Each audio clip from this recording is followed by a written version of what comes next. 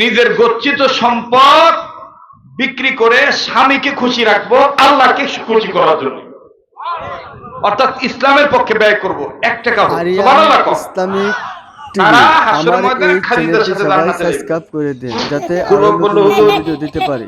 এটা তো ঠিক হই আছে, এবার কোয়েন ফাতেমার সাথে যাবো কারা?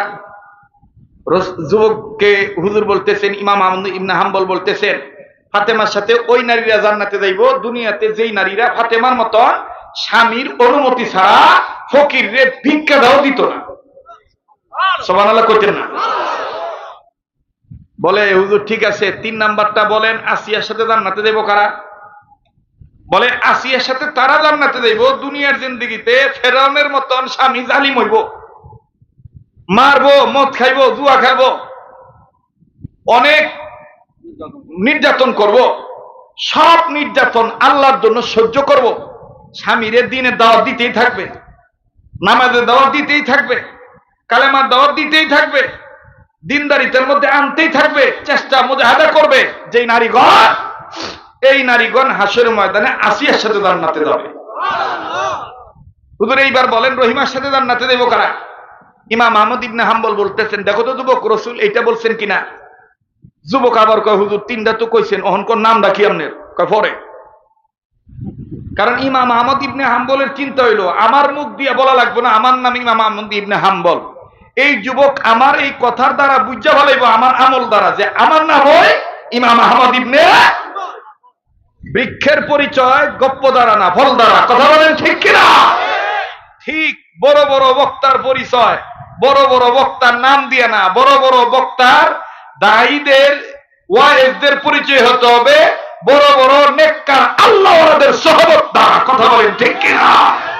মুহতারাম হাজিরিন, আমার বন্ধুগণ, আমার ভাইরা, এবার ডাক দিয়ে বলতেছেন বিবি রহিমার সাথে দুনিয়াতে হাসরের ময়দানে ওই নারীরা জান্নাতে যাইবে দুনিয়াতে যেই নারীরা স্বামী অসুস্থ হওয়ার পরে আইয়ুব নবী যেমনটি অসুস্থ ছিল এই রকম অসুস্থ হবে স্বামীরা, এই স্বামীকে স্ত্রীগণ বিবি রহিমার মতন সেবা যত্ন করবে, ঠিক মতন ওষুধ খাওয়াই দিবে, প্রেসক্রিপশন দেখা দেখা ওষুধ খাওয়াইবো বা ওষুধ খাইতে গেলে পানি রেডি করে দিব বা ইত্যাদি ইত্যাদি, এইভাবে স্বামীর সেবা যত্ন করবে যেই নারীরা হাসরের ময়দানে বিবি রহিমার সাথে জান্নাতে যাবে তারা।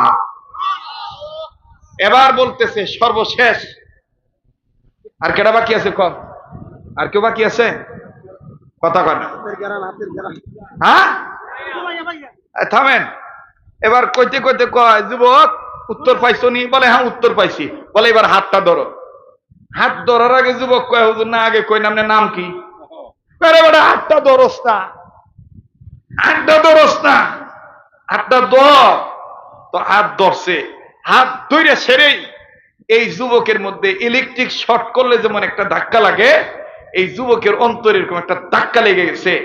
এই যুবক হাতটা ধরে কয় হুজুর বুঝা ফেলাইছি, মেরে সমাজ আতা হয় যে আপনি অন্য কোনো ব্যক্তি নয়, আল্লাহ রসুল যার নাম কইছে আপনি সে ইমাম আহমদ ইবনে হাম্বল। আল্লাহু আকবার। হুজুর বলতেছে আমি বলবো না, তুমি নাকের কাছে হাতটা নিয়ে দেখো। যুবক এবার নাকের কাছে হাত নিয়ে দেখে, সুবহানাল্লাহ সুবহানাল্লাহ, রসুলের হাত থেকে যে খুশবু পাইছিল ইমাম আহমদ ইবনে হাম্বলের হাত থেকে সেই খুশবুটা পাওয়া যায়। সুবহানাল্লাহ কর। মুহতারাম হাজিরিন, লম্বার করতে চাই না। হাজী আমদাদুল্লাহ মুহাদ্দির মক্কি রাহমাতুল্লাহ বলছেন আল্লাহর কোন বান্দা যদি আল্লাহওয়ালা হতে চায় এই আয়াতের 2টা হুকুম যেন মাইনা নেয়। 1 নম্বর হইলো সদা সর্বদা আল্লাহকে ভয় করা, 2 নম্বর হইলো ভয় করেনেওয়ালা আল্লাহওয়ালাদের সাথী হওয়া, তাদের সোহবতে থাকা। আর হাকিমুল উম্মত আশরাফ আলী থানভী রাহমাতুল্লাহ বলেন 5টা কাজ ধারাবাহিকভাবে করবে যারা আল্লাহর ওলি হবে তারা। কথাটা মনে আসেনি? মনে আসেনি? কয়টা কাজ ভাই বলেন না কয়টা? নাম্বার 1 সকল প্রকার গুনাহ থেকে মুক্ত করেন। নাম্বার 1 সকল প্রকার গুনাহ থেকে বাঁচা থাকা। নাম্বার 2 আল্লাহর হুকুম ফরজ ইবাদত ঠিক মতন আদায় করা।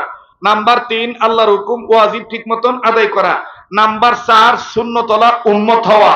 নাম্বার 5 নিজের অভ্যাসকে নফল আমলের অভ্যাসে পরিণত করা। এই 5টা কাজ আমি বুঝাইতে পারছি না? আপনারা বুঝা গেছেনি? এই 5 করতে পারবো তো ইনশাআল্লাহ? কারা কারা তৈরি আছে ইনশাআল্লাহ? আল্লাহ পাক আমাদের সবাইকে আল্লাহওয়ালা হওয়ার তৌফিক দান করে। হাত নামান। এখন আমি জিজ্ঞাসা করতে চাই, আমি আওয়াতে আপনারা খুশি না বেজার? আগামী বছর যদি আবার আসি, হ্যাঁ খুশি হইবেন? খুশি হইবেন ইনশাল্লাহ। আল্লাহ আমরার সভাপতি হুজুরের হায়াতের মধ্যে বরকত দেও। আল্লাহ যে সমস্ত যুবকরাই ব্যবস্থা করছে, আল্লাহ তারার আয় রোজগারে বরকত দেও। আল্লাহ তারার বংশের ময় মুরব্বী যারা কবরবাসী, তারার বংশের ময় মুরব্বীদেরকে জান্নাতবাসী করে দেন। যারা জীবিত আছে হেদায়েত দিয়ে দেন, শান্তির ফয়সালা করে দেন। আল্লাহ এই সমিতির বাজার এলাকাকে আপনি নূরে নূরান্বিত করে দেন, আউলিয়া নগর আল্লাহওয়ালা নগর বানায় দেন। আবার বলে না আমিন। আজগা না দিল হয় না ভাই, আজগা রাইট হয়ে গেছে গা, আর না বসেন, বৈশা পড়েন।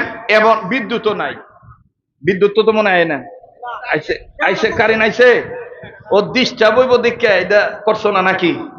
মাশাআল্লাহ। যাই হোক, এখন আর পাল্টানোর দরকার নাই, দোয়ার পরেই সবকিছু। ভাই যারা দাঁড়ায় আছি বৈশা পড়ি, ভাই সবাই বৈশা পড়ি। বাবা কার দোয়া কখন কবুল হবে এটা একমাত্র আল্লাহ পাক ভালো জানে।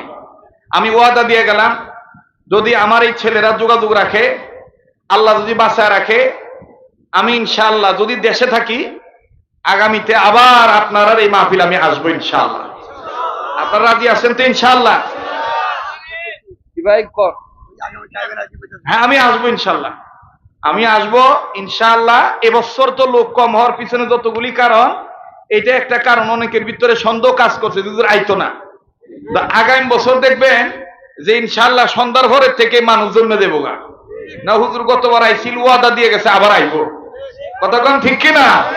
আল্লাহ পাক কবুল করেন, বলেন আমিন। বাদান দোয়া না করে কেউ যাব না, তবে দোয়ার আগে একটা সুন্নতের আমল শিক্ষা দিতে চাই, দেব? বলেন বলবো? জি। যদিও এইটা হাদিস না, কিন্তু আমাদের অনেক বুজুর্গরা বলেন, যদি কেউ শুদ্ধ নিয়ত কইরা ইখলাসের সহিত সহি কইরা গণ গণ লোকদেরকে বেশি বেশি সালাম দেয়, আল্লাহ পাক তাকে তার মৃত্যুর পরেই তাকে জান্নাত দিয়ে দিবে।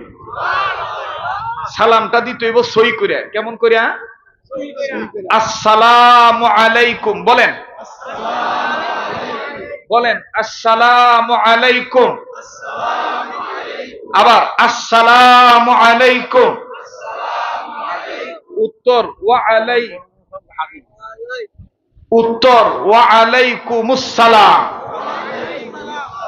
সাহাবী রাসূলকে প্রশ্ন করেছিলেন, ইয়া রাসূলুল্লাহ, হাদিসে পাকে ইরশাদ হয়, আল্লাহ রাসূল বলেন যে এক সাহাবী রাসূলকে প্রশ্ন করলেন, ইয়া রাসূলুল্লাহ, মরার পরে অতি সহজে জান্নাতে যাব, কয়টা কাজ করার দ্বারা?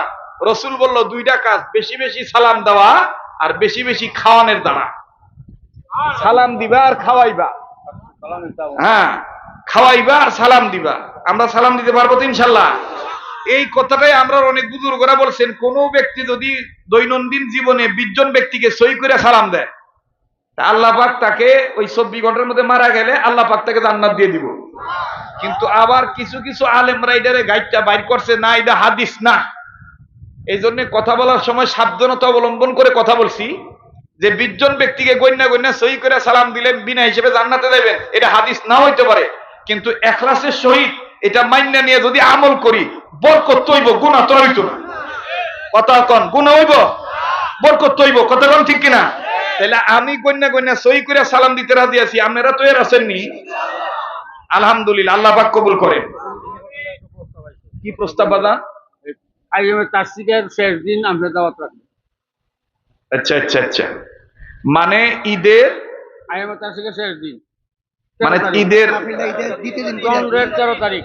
না, আমি তো বলছি হুজুর যদি আমি দেশে থাকি, কারণ এবছর তো হজে গেছি না, হাজিরা গেছে, আমার সাথীদেরকে পাঠাইছি। আগামীতে তো এমন হইতে পারে আমার যাওয়া লাগতে পারে, তখন যদি আমি দেশে থাকি তাইলে আপনাদের তারিখ মোতাবেক আমি আসবো ইনশাআল্লাহ।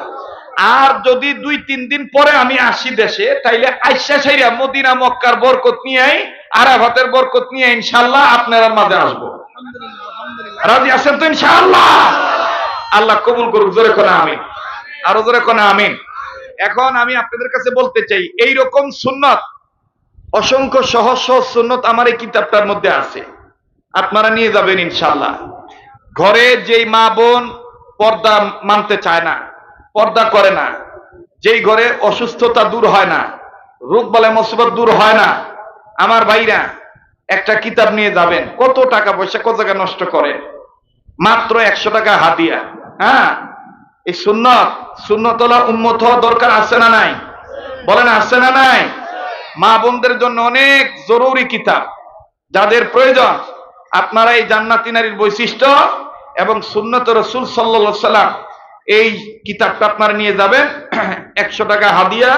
আর এই কিতাবের মধ্যেই আমার হোয়াটসঅ্যাপ নাম্বার, মোবাইল নাম্বার দেওয়া আছে। আর আপনাদের এই 100 টাকায় আমার মাদ্রাসার ছাত্রদের খানার বরকত হবে, লিল্লা বোর্ডিং এর ছাত্রদের খানার কাজে সহায়ক পাথর হিসাবে কাজে লাগবে। কত টাকা পয়সা আপনারা কত জায়গায় দেন। আপনারা এই আলেম ওলামার কিতাব নিয়ে যাবেন, বাবারা মেয়েদের জন্য নিয়ে যাবেন। আমার ঘরে এই কিতাবের তালিম হয়, আমার ছেলে নিজে এই কিতাবের তালিম করে, তার মায়ের নিয়ে, তার বোনের নিয়ে। কথা বুঝছেন নি? তা আপনারা এই কিতাবটা নিয়ে যাবেন। হ্যাঁ, যুবক ভাইদেরকে বলবো, যে সমস্ত ভাই ঋণ পরিশোধ করতে পারো না, এখানে এমনও কিছু সুন্নতের আমল আছে, যে সুন্নত মানলে গায়বী নুসরত দ্বারা আল্লাহ তাআলা ঋণ পরিশোধ করার ব্যবস্থা করে দিবে। সুবহানাল্লাহ। এজন্য আপনারা নিয়ে যাবেন। 200 টাকাই তো, বা যদি কেউ পারেন দেন, হুজুর আমি একটা পারবো, একটা কিতাব নিয়ে যাবেন। হতে পারে এই নেক কাজটা হাসরের ময়দানে নাজাতের উসিলা হইতে পারে। কথা কোন ঠিক কিনা? যাদের প্রয়োজন মুনাজাতের পরে আমার হাত থেকে আপনারা নিয়ে যাবেন ইনশাআল্লাহ। সুবহান রাব্বিকা রাব্বিল ইজ্জাতি আম্মা ইয়াসিফুন ওয়া সালামুন আলাল মুরসালিন ওয়ালহামদুলিল্লাহি রাব্বিল আলামিন।